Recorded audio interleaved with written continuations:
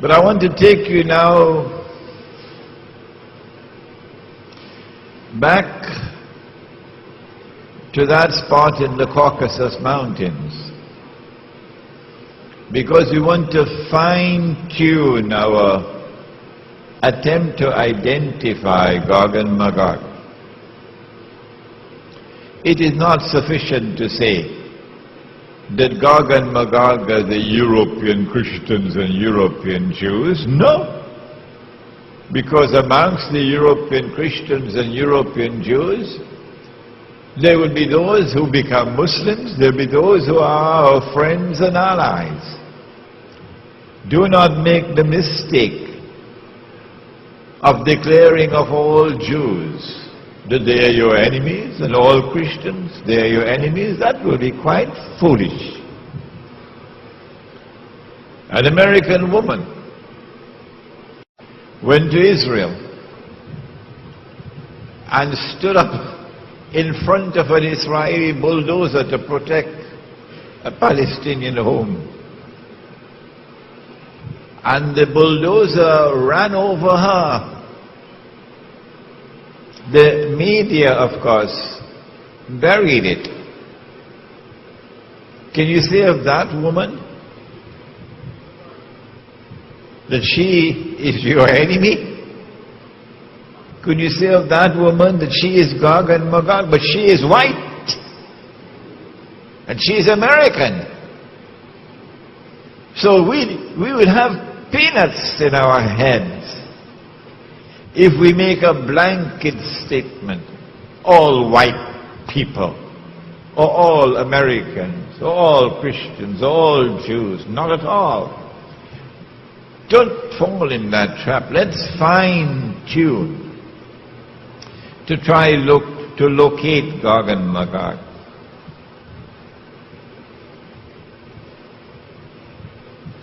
We have to go to the Caucasus Mountains.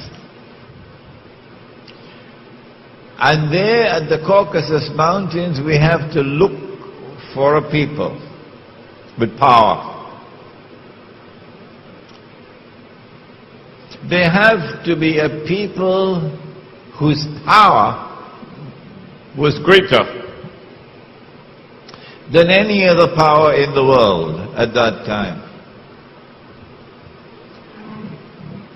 We have to look for a people who will eventually be moving from that northern area and moving towards Jerusalem.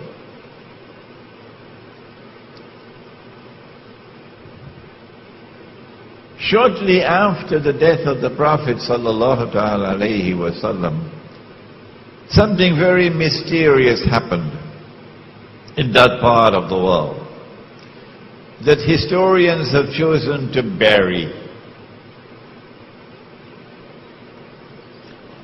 A tribe called the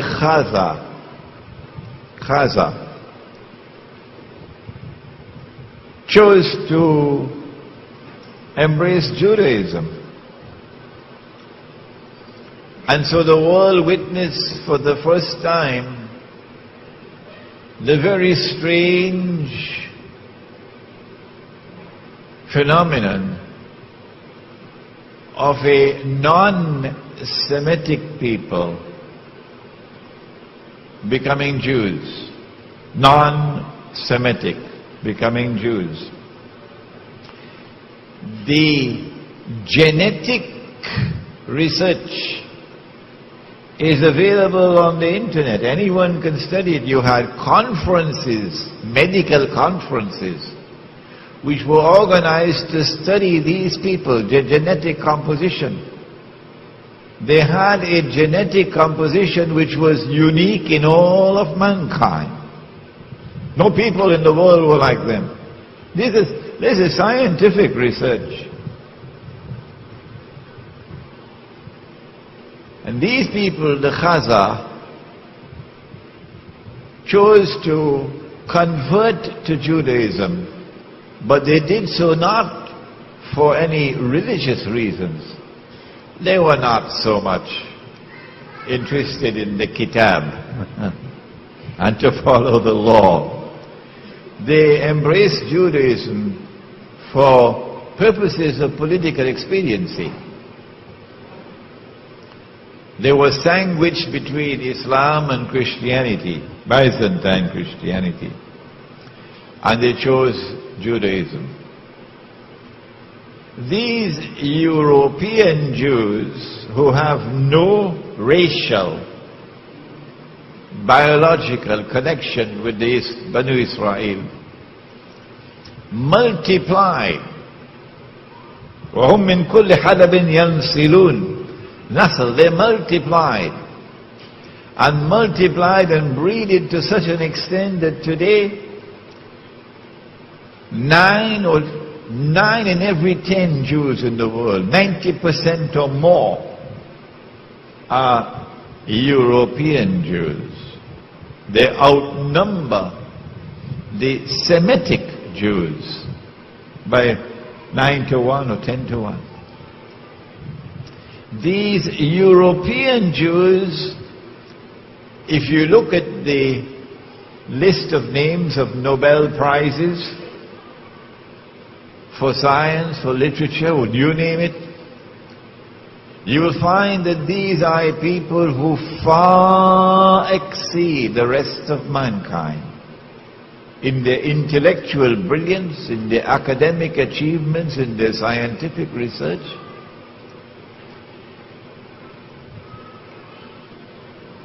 They are a people different from the rest of mankind. And then you find that these Khazar who became Jews also chose to become Christians.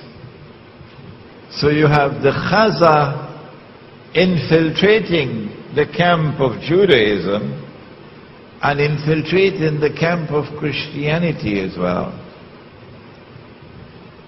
And from the ranks of these Khazar Jews and Khazar Christians, the emergence of the Jewish-Christian alliance can be traced.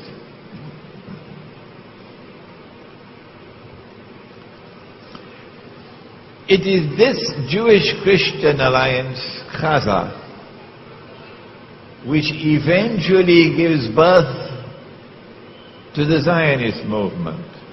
The Zionist movement has absolutely nothing to do with Banu Israel. It is an essentially and an exclusively European achievement. It is these Khazar who, having become Jews, first Jews and then Christians, who built an empire that was the most powerful in Europe and Central Asia. And when the armies of Islam had simultaneously defeated the two superpowers in the world, the Persian Empire and Byzantium, and had emerged as the most powerful military force in the world, Khazar blocked our way. We could not defeat them. And so it would be quite correct to say that the Khazar demonstrated a military power without equal in the world at that time. It is from this part of the world that they spread out. They spread out to Eastern Europe, they spread to Russia, and eventually crossed the sea to the United States. And they are at the heart of the revolutions which transformed Europe from Christendom into modern Western civilization. They are at the heart of the Bolshevik revolution in Russia, which overturned Christianity in Russia. They are at the heart of the French Revolution, in consequence of which the back of the Christian church is broken. The prohibition of riba is now consigned to the garbage bin. And they are the heart of the creation of the Zionist movement.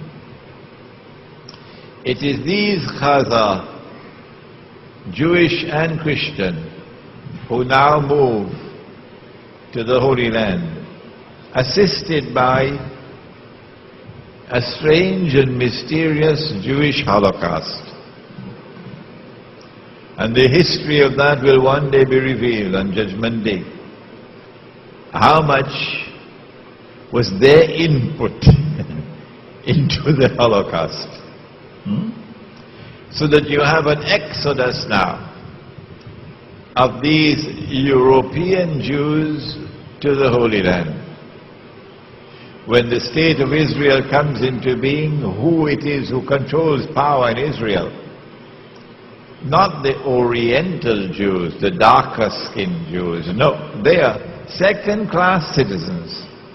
The ones who control power in Israel are the European Jews.